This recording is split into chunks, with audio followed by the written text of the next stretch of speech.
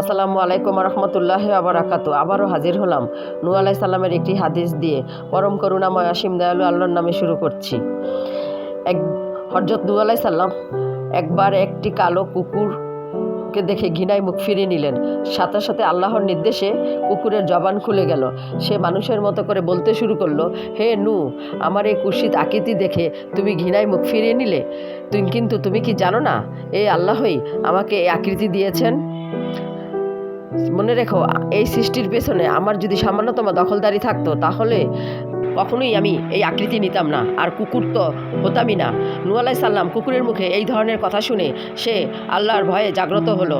সে অনুশোচনা ভুগতে লাগলো। সে মাটিতে লুটে পড়ে গড়াগড়ি খেতে লাগলো আর আল্লাহর কাছে বলতে লাগলো, হে আল্লাহ, আপনি আমাকে ক্ষমা করুন। আপনার সৃষ্টি নিয়ে আমি উপহাস করেছি, এই জন্য আপনি আমাকে ক্ষমা করুন। আল্লাহর দরবারে নূহ আলাইহিস সালাম এইভাবে কান্না করতে করতে তার চোখ দিয়ে পানি পড়তে পড়তে তার মুখের এতই বেশি কান্নাকাটি করছেন, তার চোখের পানি পড়ে তার থুতনির নিচে দাগ পড়ে গেছেন। লোকজন এই অবস্থায় দেখে তাকে নূহ বলে ডাকতে শুরু করলেন।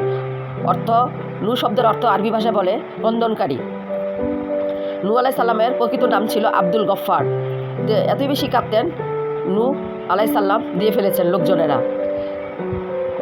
আল্লাহর সৃষ্টি নিয়ে সামান্য একটা কুকুরকে উপহাস করাই এত বড় অনুশোচনা করলেন নূহ আলাইহিস সালাম।